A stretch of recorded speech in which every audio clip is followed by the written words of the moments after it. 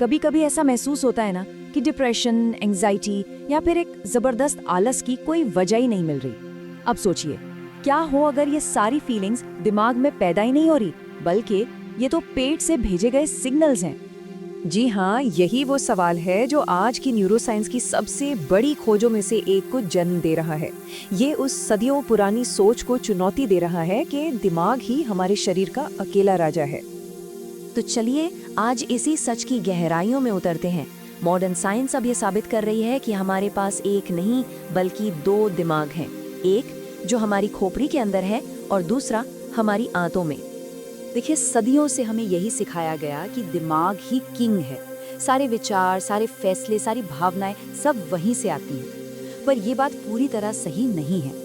Doctor Imran mayor की किताब the mind gut connection जैसी जबरदस्त रिसर्च इस पुराने मॉडल को पूरी तरह से पलट रही है और ये दिखा रही है कि असली कंट्रोल सेंटर शायद कहीं और है। और ये कोई नई बात नहीं है। देखिए, फ्रेडरिक नीचे ने सालों पहले ही कह दिया था और उनसे भी हजारों साल पहले हमारे आयुर्वेद के ग्रंथों में साफ साफ लिखा था कि सभी बीमारियों की जड़ खराब पाचन में है। जब हमारी पाचन अग्नि, जिसे जठराग्नि कहते हैं, कमजोर पड़ जाती है तो खाना पचने के बजाय सड़ने लगता है और एक ऐसा जहर बनाता है जो हमारी बुद्धि को भी मंद कर देता है। तो सवाल ये उठता है कि ये दो दिमाग आखिर आपस में बात कैसे करते हैं। असल में इनके बीच एक बायोलॉजिकल सुपर हाईवे है जो इन्हें हर पल, हर सेकंड जोड़े रखता है। इस सुपर हाईवे का नाम है वेगस नर्व। ये हमारे शरीर की सबसे लंबी नर्व है, एक सीधी फोन लाइन की तरह। पहले वैज्ञानिकों को लगता था कि ये एक वन वे स्ट्रीट है जहां दिमाग ऊपर बैठकर पेट को बस ऑर्डर देता रहता है। लेकिन असलियत जो सामने आई ना, वो सच में दिमाग हिला देने वाली है। रिसर्च से पता चला है कि इस नर्व पर 90% ट्रैफिक पेट से दिमाग की तरफ जाता है। जी हाँ, 90%। इसका मतलब तो सीधा सा है, हमारा पेट हमारे दिमाग को बता रहा है कि कैसा महसूस करना है, ना कि इसका उल्टा। ज्यादातर इमोशनल सिग्नल नीचे से ऊपर जा रहे हैं। तो पेट के अंदर आखिर ऐसा हो क्या रहा है जो ये इतने ताकतवर सिग्नल भेज रहा है? असल में पेट के अंदर हर पल एक युद्ध चल रहा है। बैक्टीरिया की दो विरोधी सेनाओं के बीच एक तरह का आंतरिक गृह युद्ध। एक तरफ है हमारे दोस्त अच्छे बैक्टीरिया जो खाना पचाते हैं, विटामिन बनाते हैं और हमें खुश रखने वाले केमिकल्स पैदा करते हैं। और दूसरी तरफ है दुश्मन, बुरे बैक्टीरिया जो चीनी, मैदे और प्रोसेस्ड फूड पर पलते हैं। जब कभी अचानक से कुछ मीठा खाने की जबरदस्त इच्छा होती है ना, वो हमारी इच्छा नहीं है, बल्कि ये बुरे बैक्टीरिया हैं जो हमारे नर्वस सिस्टम को हाईजैक करके दिमाग को और चीनी मांगने के सिग्नल भेज रहे हैं। ये जो लगातार लड़ाई चलती रहती है, ये हमारी आंत की दीवार को कमजोर कर देती है। सोचिए, ये दीवार एक मजबूत किले की तरह होनी चाहिए जो सिर्फ जरूरी पोषक तत्वों को अंदर आने दे। लेकिन खराब डाइट की वजह से इस दीवार में छेद हो जाते हैं और इसी हालत को कहते हैं लीकी गट सिंड्रोम।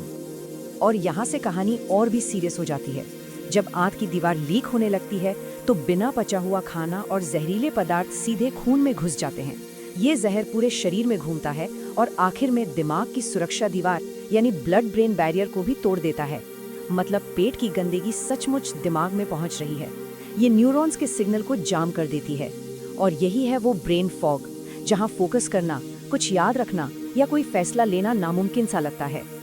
चलिए अब इस शारीरिक लड़ाई को सीधे तौर पर हमारे मानसिक स्वास्थ्य से जोड़ते हैं, दिमाग के सबसे जरूरी केमिकल्स के जरिए।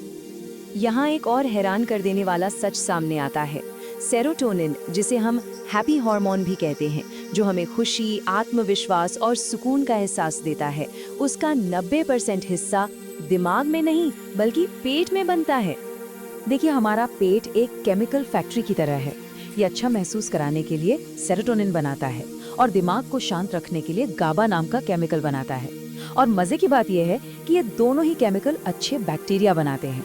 तो समीकरण बहुत सीधा है, अगर पेट बीमार है, अच्छे बैक्टीरिया कम है, तो ये केमिकल फैक्ट्री बंद पड़ जाती है। नतीजा, दिमाग को खुशी और शांति के लिए कच्चा माल ही नहीं मिल पाता। डॉक्टर इमरन मेयर की ये बात स्थिति को एकदम साफ कर देती है। सिर्फ दिमाग के लक्षणों का इलाज करना जबकि असली प्रॉब्लम पेट में हो, ये बिल्कुल वैसा ही है जैसे कहीं फैक्ट्री में आग लगी हो और हम सिर्फ शोर मचा रहे फायर अलार्म को बंद कर दें। आग तो अंदर ही अंदर जलती रहती है। तो ये थी समस्या की जड़, लेकिन अच्छी खबर ये है कि इसका समाधान भी हमारे ही हाथ में है। तो अब बात करते हैं एक साफ विज्ञान पर आधारित एक्शन प्लान की, जिससे इस स्थिति पर काबू पाया जा सकता है। एक्सपर्ट्स की रिसर्च के आधार पर यह है 3 स्टेप प्रोटोकॉल। पहला, दुश्मन सेना की सप्लाई लाइन काटो। दूसरा, टूटे हुए किले की मरम्मत करो। और तीसरा, अपने बगीचे में नए अच्छे बीज बो। चलिए इन्हें समझते हैं। पहला कदम, आक्रमणकारियों को भूखा मारना। इसका सीधा सा मतलब है उनकी खुराक यानी चीनी और हर तरह के पैकेट वाले खाने को पूरी तरह बंद करना।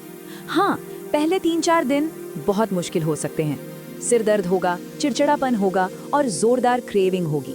पर ये याद रखना होगा कि ये भूख नहीं है, ये उन मरते हुए बुरे बैक्टीरिया की आखिरी चीखें हैं जो और चीनी मांग रहे हैं। दूसरा कदम है दीवार की मरम्मत। इसका सबसे असरदार तरीका है इंटरमिटेंट फास्टिंग, यानी दिन में 14 से 16 घंटे कुछ ना खाना। जब हमारे पाचन तंत्र को आराम मिलता है ना, तो शरीर अपनी सारी ऊर्जा मरम्मत के कामों में लगा देता है।